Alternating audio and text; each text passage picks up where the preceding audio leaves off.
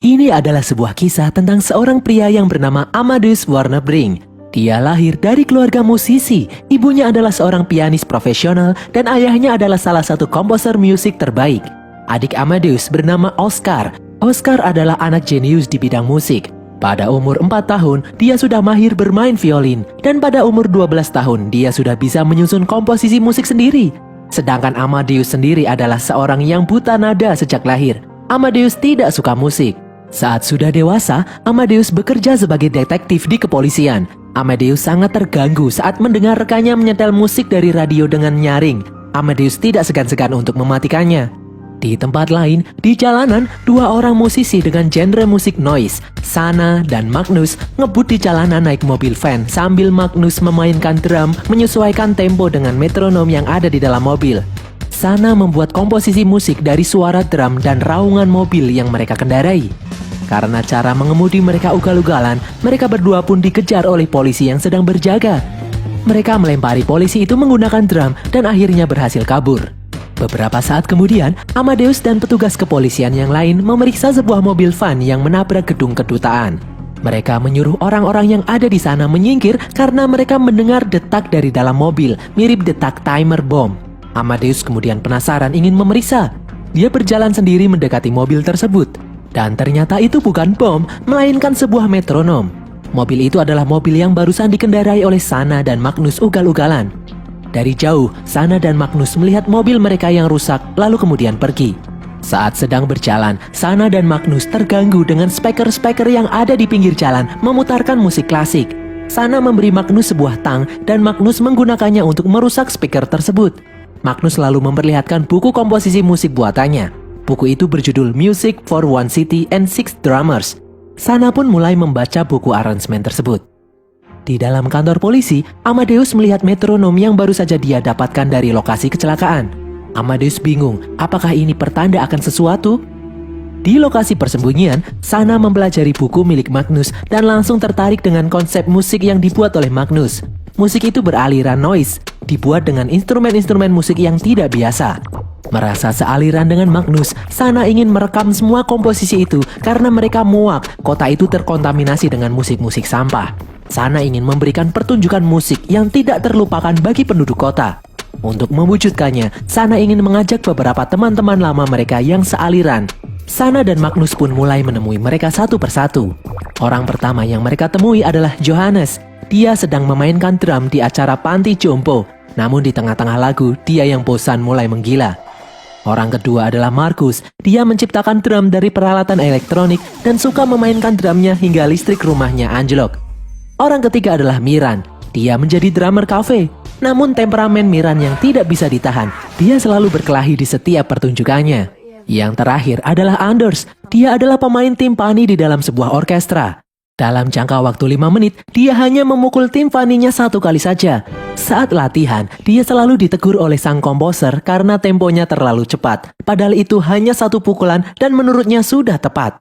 Karena emosi selalu disalahkan, Anders mengeluarkan skill aslinya bermain drum. Namun hal itu malah membuatnya diusir dari kelompok orkestra. Di dalam sebuah toko musik, Amadeus bertanya mengenai metronom yang dia temukan sebelumnya. Sang penjual menjelaskan kalau dia tidak tahu asal-muasal metronom tersebut. Pada momen itu, Amadeus bertemu dengan Sana yang juga akan membeli metronom. Mencoba mencairkan suasana, Sana kemudian bertanya kepada Amadeus apa yang sedang dia cari di toko musik ini. Amadeus menjelaskan kalau dia mencari hadiah ulang tahun bagi adiknya yang seorang komposer musik orkestra. Sana kemudian merekomendasikan sebuah buku sebagai hadiah ulang tahun. Setelah memberikan buku itu, Sana kemudian pergi. Malam harinya, Amadeus datang ke acara perayaan ulang tahun adiknya. Semua tamu yang datang adalah musisi-musisi berbakat. Amadeus tidak paham dengan apa yang mereka bicarakan karena Amadeus tidak mengerti musik. Di saat sang adik Oscar akhirnya muncul, Amadeus memberi ucapan selamat dan sebuah buku musik sebagai hadiah ulang tahun. Wajah Oscar tiba-tiba berubah. Ternyata itu adalah buku belajar memainkan musik funk bass. Oscar yang seorang pemandu orkestra merasa terhina. Acara pun dilanjutkan dengan mendengarkan aksi putri Oscar yang mahir memainkan piano di usia belia. Di saat semua orang menyimak dengan khusyuk, Amadeus malah merasa terganggu. Dia tidak nyaman mendengar suara musik. Amadeus kemudian pergi. Siang harinya, saat Sana akan memasuki markas persembunyiannya, dia dihadang oleh pemilik gedung menagih uang kontrakan. Orang itu juga penasaran dengan apa yang Sana kerjakan. Sana yang cuek tidak memperdulikannya dan masuk ke dalam markas. Di dalam, Sana dan Magnus bingung melihat 4 teman mereka memainkan drum selama 3 jam tanpa henti. Mereka bersaing siapa drummer terhebat. Di saat 2 orang mulai kelelahan, tinggal tersisa Anders dan Miran. Karena emosi, Miran malah merusak drum miliknya, dan akhirnya Anders lah yang jadi pemenang. Di tempat itu, mereka berenam mempelajari komposisi musik buatan Magnus. Mereka mulai merencanakan aksi memainkan musik-musik itu di tempat yang tidak lazim. Namun Sana yakin kalau itu akan menjadi karya seni yang sangat luar biasa. Lagu pertama yang akan mereka mainkan akan dilakukan di dalam sebuah rumah sakit. Mereka pun mulai survei mengenai benda-benda yang bisa mereka jadikan sebagai alat musik. Magnus juga menjelaskan kalau mereka membutuhkan seorang pasien yang tidak gemuk namun juga tidak kurus untuk menghasilkan bunyi yang diinginkan. Untuk lagu-lagu berikutnya, mereka juga membutuhkan bulldozer dan beko untuk membuat musik. Malam harinya, Sana berlatih untuk menjalankan aksinya. Di tempat lain, Amadeus terbangun karena mendengar suara-suara aneh. Dia melihat metronom di depannya dan merasa ada sesuatu yang janggal. Siang harinya, para musisi-musisi itu pun bersiap-siap di dalam rumah sakit, dan mereka pun mulai menjalankan aksinya. Mereka merekam lagu pertama yang berjudul Dr. Gimme Gas in My Eyes. Menyamar sebagai dokter, mereka membawa seorang pasien, membawanya ke dalam sebuah ruangan khusus dan membiusnya hingga pingsan. Di sana mereka mulai bersiap-siap dan mereka pun mulai beraksi. Menggunakan berbagai peralatan rumah sakit, mereka memainkan musik bergenre noise. Sang pasien mulai sadar, namun mereka membiusnya kembali. Beberapa orang menepuk-nepuk tubuh pasien itu agar mengeluarkan suara bagi musik yang sedang mereka buat. Tidak disangka, indikator di layar menunjukkan kalau detak jantung pasien itu berhenti. Mereka pun panik. Sana kemudian mencoba menempelkan alat pacu jantung pada pasien tersebut. Di dalam kantor polisi, Amadeus sedang makan siang dengan rekan-rekannya. Dia berkata kalau sebentar lagi adiknya Oscar akan mengadakan konser. Dia mengajak teman-temannya itu untuk menemaninya melihat konser tersebut. Namun tidak ada satu orang pun yang bersedia karena mereka semua tidak menyukai musik. Beberapa saat kemudian, Amadeus disuruh menuju rumah sakit untuk memeriksa kejadian aneh. Beberapa berandalan masuk dan menganiaya seorang pasien yang akan dioperasi. Sesampainya di rumah sakit, Amadeus berusaha berkomunikasi dengan sang pasien dan keanehan pun terjadi. Dia tidak bisa mendengar setiap kata yang orang itu ucapkan. Anehnya, suster yang ada di sana bisa berkomunikasi dengan orang itu seperti biasa. Amadeus pun bingung kenapa dia tidak bisa mendengar apa yang orang itu ucapkan. Amadeus kemudian masuk ke dalam ruang TKP. Di sana terjadi kejadian aneh lainnya. Tidak sengaja Amadeus menendang mangkuk besi dan tidak keluar bunyi apapun darinya. Amadeus lalu mencoba memukul mangkuk itu, tetap tidak mengeluarkan suara. Di dalam ruang CCTV, Amadeus melihat rekaman aksi para musisi gila yang memainkan musik dengan peralatan rumah sakit dan memukul-mukul pasien. Ternyata sebelumnya, Sana berhasil membuat sang pasien kembali siuman dan mereka melanjutkan aksi mereka. Melihat itu, Amadeus yakin kalau pelakunya adalah para musisi. Amadeus menganalisa rekaman itu dan mengenali salah satu dari mereka. Amadeus lalu masuk ke dalam kamar sang pasien dan memukul-mukul perut pasien itu, namun tetap tidak terdengar bunyi apapun. Amadeus lalu keluar. Di luar, dia kembali membanting mangkuk besi itu di hadapan rekan-rekannya. Ternyata mereka terganggu dengan suara nyaring, namun Amadeus tetap tidak bisa mendengarnya. Di dalam mobil, Amadeus melihat foto yang dicetak dari rekaman CCTV. Amadeus mengenal wajah itu. Amadeus lalu menemui sang adik dan meminta kembali buku musik funk bass yang dia berikan sebelumnya. Oscar merasa bingung dengan kelakuan Amadeus yang aneh itu. Di tengah jalan, Amadeus melihat hal yang aneh. Beberapa kertas poster menutupi spanduk konser musik klasik. Amadeus lalu mengambil poster itu dan membawanya ke dalam kantor polisi. Di sana dia memperlihatkan kalau itu adalah poster para pelaku kejahatan yang barusan beraksi di rumah sakit. Dia tahu karena ada 4 lagu di sana. Yang pertama, Dr. Gimme Gas menunjukkan kalau aksi mereka dilakukan di rumah sakit.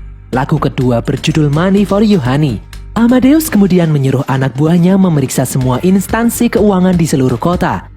Amadeus lalu meminta tolong rekannya untuk menyelidiki sidik jari yang ada di dalam buku musik funk bass miliknya. Di tempat lain, Sana dan komplotannya mulai beraksi lagi. Kini mereka akan membawakan lagu mereka yang kedua, Money for You Honey. Mereka masuk ke dalam sebuah bank, menyuruh semua orang yang ada di sana untuk tetap tenang karena mereka akan melakukan sebuah pertunjukan musik. Dan aksi mereka pun dimulai. Dengan alat yang ada di sana, mereka mulai memainkan musik. Mereka merobek kertas, memukul kaca, dan menstempel dokumen hingga menghasilkan komposisi musik yang unik. Di dalam kantor polisi, Amadeus mendapatkan laporan penyerangan di dalam sebuah bank. Mereka pun bergegas. Sesampainya di bank, Amadeus memeriksa tempat kejadian. Dia memeriksa sebuah stempel, namun tak terdengar bunyi apa-apa. Dia langsung sadar kalau ini adalah aksi dari musisi yang sama. Salah satu rekan Amadeus lalu memberitahu kalau dia telah memeriksa sidik jari di buku sebelumnya. Dia menemukan sidik jari seorang wanita yang bernama Sana Persson. Dia tidak berhasil menemukan alamat Sana, tetapi yang pasti Sana adalah seorang mahasiswi akademi musik, namun sudah dikeluarkan. Amadeus lalu mendatangi akademi musik yang dimaksud. Di depan sang profesor, Amadeus bertanya mengenai Sana. Profesor itu teringat sesuatu. Sana adalah muridnya yang memiliki ide musik paling gila. Sana menciptakan musik dengan alat-alat yang tidak lazim. Karena kelakuannya itulah, akhirnya Sana dikeluarkan. Sang profesor menyebut kalau saat itu 2 murid dikeluarkan dalam waktu yang sama. Dan hal itu membuat akademi tersebut harus bekerja keras mengembalikan reputasi mereka dalam dunia musik. Amadeus lalu diberi rekaman video terakhir kali Sana melakukan konser di kampus itu. Amadeus lalu bertanya siapa orang yang juga dikeluarkan selain Sana. Ternyata orang itu adalah Miran. Miran dikeluarkan karena mengamuk dan menyerang guru pianonya. Berdasarkan informasi yang didapat, Amadeus lalu menelusuri kediaman Miran. Di atas sebuah gedung, ternyata Miran ada di sana sedang memberi makan merpati. Amadeus lalu bertanya mengenai Sana pada Miran. Namun Miran malah menyerangnya dan kemudian kabur. Amadeus berusaha mengejarnya. Miran berlari menuju tumpukan kontainer sambil memukul-mukul kontainer itu. Di dalam tumpukan kontainer, Amadeus yang kehilangan jejak Miran bisa mendengar suara Miran memukul-mukul kontainer. Di saat dia sedang mencari, tiba-tiba Miran muncul di depannya dan membunyikan trompet gas dengan kencang. Hal itu membuat Amadeus kesakitan. Dari telinganya mengeluarkan darah. Di dalam rumahnya, Amadeus memeriksa rekaman konser Sana di dalam kampus sebelum diusir.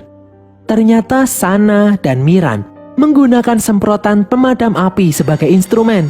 Suara bising yang ditimbulkan akibat kepanikan semua orang dijadikan sebagai bunyi yang unik baginya. Amadeus pun tersenyum melihatnya. Di malam hari berikutnya, Amadeus menghadiri konser orkestra adiknya, Oscar. Baru saja duduk di depan ruangan konser, Amadeus langsung merasa terganggu mendengar bunyi para musisi menyetel alat musiknya. Dan akhirnya konser pun dimulai. Oscar memimpin untuk memainkan musik klasik ciptaannya. Amadeus tidak seperti orang lain di sana. Dia merasa terganggu mendengar musik itu. Amadeus kemudian keluar. Di luar, Amadeus melihat hal yang aneh. 4 mobil konstruksi berjalan mendekati gedung konser. Ternyata itu adalah Sana dan komplotannya. Sana meletakkan metronom dan mulai menjalankan aksinya. Amadeus pun panik. Di luar gedung, Sana dan komplotannya memainkan musik ketiga mereka, yaitu Kill the Music. Dengan menggerakkan alat-alat berat, mereka mengumpulkan kegaduhan luar biasa. Orang-orang di dalam konser pun panik dan berlarian keluar. Sana dan yang lain memainkan musik sesuai tempo dengan menggunakan alat-alat berat. Amadeus mencoba menghentikan mereka, namun musik tetap berjalan. Miran yang emosi mencoba menyerang Amadeus. Sana menyuruh Amadeus untuk minggir. Amadeus pun berhasil selamat, namun dia kesakitan mendengar kebisingan yang ada. Amadeus kemudian teringat dengan masa kecilnya di saat kedua orang tuanya menyerah mengajarinya bermusik. Amadeus tidak suka musik, yang dia sukai adalah kesunyian. Amadeus berharap musik itu terbentuk dari kesunyian agar dia bisa menyukainya juga. Beberapa saat kemudian, pihak berwajib datang di depan gedung konser.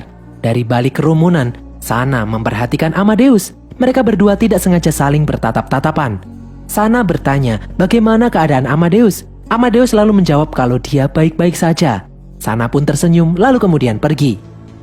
Di dalam Indomaret, Sana dan yang lain terkejut saat melihat siaran televisi yang menyiarkan kalau Miran saat ini sudah menjadi buronan sebagai tersangka penyerangan malam konser orkestra dan perusakan fasilitas umum. Sana pun bingung, kenapa yang diincar malah Miran. Miran lalu kemudian berkata kalau beberapa saat yang lalu Amadeus pernah menemuinya dan Miran bermain-main dengannya karena menurut Miran itu menyenangkan. Sana pun tak habis pikir kenapa bukan dia yang dicari. Malam itu juga, polisi melakukan sweeping terhadap musisi-musisi jalanan di seluruh kota. Mereka juga menangkap pemilik gedung markas tempat Sana tinggal karena membawa muatan yang mencurigakan. Di dalam kantor polisi, banyak musisi yang memainkan alat musiknya di dalam kantor. Amadeus yang mendengarnya merasa pusing dengan kebisingan yang ada. Ditambah-tambah, bunyi metronom semakin membuatnya kesal. Amadeus lalu mengamuk menghancurkan metronom itu dan mulai menghancurkan semua alat-alat musik yang ada di sana. Amadeus berteriak kalau dia hanya ingin kesunyian. Amadeus lalu melihat satu orang berbicara, namun dia tidak bisa mendengar ucapan pria itu. Amadeus langsung sadar kalau pria itu pasti memiliki hubungan dengan kelompok Sana. Karena keanehan ini selalu terjadi jika berhubungan dengan Sana dan komplotannya. Amadeus lalu mengajak pria itu menunjukkan lokasi markas Sana dengan diam karena dia tidak bisa mendengarnya. Sesampainya di dalam markas persembunyian, Amadeus melihat berbagai drum yang berjejer. Amadeus mencoba membunyikannya, namun dia tidak bisa mendengar suara apapun. Amadeus lalu menemukan sebuah buku komposisi musik buatan Magnus yang saat ini sedang dibuat. Amadeus lalu membuka buku itu dan melihat gambar orang memainkan musik bergelantungan di kabel listrik. Amadeus lalu teringat dengan lagu keempat mereka yang berjudul Electric Love. Amadeus lalu bergegas menemui Oscar di rumahnya. Amadeus meminta bantuan Oscar untuk mengajarinya menulis lagu. Awalnya Oscar menolak karena merasa aneh, namun Amadeus memaksanya. Oscar pun terpaksa mengiyakan. Di tempat lain, Sana dan rombongannya memasuki pusat pembangkit tenaga listrik kota. Di tempat lain, Oscar mengajari Amadeus jenis-jenis ketukan. Setelah mengetahui itu, Amadeus langsung mencoba membuat musik. Oscar menjelaskan kalau itu baru ketukan, belum nada. Amadeus lalu menyuruh Oscar pergi karena itu sudah cukup. Amadeus mulai menulis komposisi musik buatannya sendiri. Dia menunjukkannya pada Oscar. Oscar merasa kalau itu bukan musik, namun Amadeus bersikeras kalau itu adalah musik. Oscar yang bingung pun berkata, "Karepmu lah." Amadeus lalu melanjutkan menulis dan menganggap kalau karyanya ini akan menggembarkan dunia. Di dalam pusat pembangkit tenaga listrik, Sana dan komplotannya bersiap-siap memainkan lagu keempat mereka, Electric Love. Markus mengutak-atik tuas pembangkit dan membuat listrik seisi kota padam. Sana meletakkan metronom dan mereka semua mulai naik ke atas tower. Mereka bergelantungan di kabel-kabel listrik dan mulai memainkan musik. Mereka memukul-mukul kabel listrik hingga menggema dan menghasilkan suara. Mereka bergerak maju mundur dan menghasilkan nada yang unik. Mereka memukul dan menggesek kabel listrik tersebut. Setelah selesai, tak disangka di bawah sudah ada Amadeus datang di tempat itu. Dia bertepuk tangan dan menyebut itu adalah sebuah eksperimen musik yang luar biasa. Magnus dan yang lainnya pun bingung dengan kelakuan Amadeus. Di bawah, Amadeus menjelaskan kalau dia baru saja menulis komposisi lagu. Dia meminta Sana untuk turun. Dia memohon yang lain juga membantunya memainkan musik ciptaannya bersama-sama. Sana pun mulai turun. Amadeus menjelaskan kalau mereka akan memainkan musik ciptaannya dengan mengaplikasikan aliran listrik. Magnus dan yang lainnya itu pun kesal. Setelah Sana sampai di bawah, Amadeus langsung memborgolnya dan mengajaknya pergi memainkan musiknya di tempat lain. Amadeus menyuruh yang lain memainkan musiknya dulu, baru setelah itu dia akan membebaskan Sana. Amadeus lalu membawa Sana pergi. Amadeus membawa Sana masuk ke dalam gedung orkestra. Dia lalu melepaskan borgol di lengan Sana. Sana yang kesal balik memborgol Amadeus di tiang drum. Amadeus kemudian berkata, dia memohon Sana dengan sangat membantunya memainkan musik ciptaannya. Amadeus menyebut kalau Sana adalah satu-satunya orang yang bisa membantunya. Amadeus membuat lagu itu spesial untuk Sana. Sana kemudian menghampiri Amadeus dan mulai membaca lagu ciptaan Amadeus itu. Di dalam pusat pembangkit tenaga listrik, Magnus dan yang lainnya yang tidak punya pilihan lain pun mulai memainkan musik ciptaan Amadeus. Markus mulai menghidupkan listrik. Dia menyuruh Magnus dan yang lain yang ada di atas berhati-hati dan jangan saling menyentuh agar tidak tersengat listrik. Markus meletakkan metronom dan mereka pun mulai memainkannya. Markus menggerak-gerakkan tuas pembangkit dan membuat listrik seisi kota bereaksi. Lampu-lampu hidup dan mati sesuai ketukan. Di dalam ruangan konser, Sana mulai memainkan musik, lalu kemudian melepaskan borgol Amadeus dan mengajaknya keluar. Di luar, mereka melihat lampu-lampu yang berkedip sesuai ketukan. Suara-suara peralatan listrik menimbulkan irama. semua orang di seluruh kota pun bingung. Di atas gedung, Sana mengajak Amadeus melihat pertunjukan musik paling indah. Bagi Amadeus, itu adalah musik di dalam kesunyian yang paling indah. Setelah selesai, keheningan pun melanda. Listrik kembali menyala normal. Amadeus lalu menyuruh Sana dan yang lainnya kabur ke tempat yang jauh karena mereka sudah tidak aman lagi di kota ini. Amadeus berterima kasih karena Sana telah membantunya. Sana pun kemudian pergi. Malam hari berikutnya, Amadeus menghadiri pertunjukan konser Oscar yang diulang. Tidak seperti sebelumnya, setelah Oscar mulai memainkan musiknya, Amadeus tidak mendengar apapun. Hanya ada keheningan. Pada akhirnya, Amadeus bisa menikmati musik dengan caranya sendiri. Di tempat lain, di Meksiko, Sana dan yang lain terpaksa menjadi band bossa nova di dalam kafe untuk mendapatkan uang. Dan berakhirlah alur cerita film Sound of Noise ini guys. Semoga kalian terhibur. Seperti biasa, jangan lupa follow semua media sosial kami. Dan sampai jumpa di konten kami berikutnya. Bye!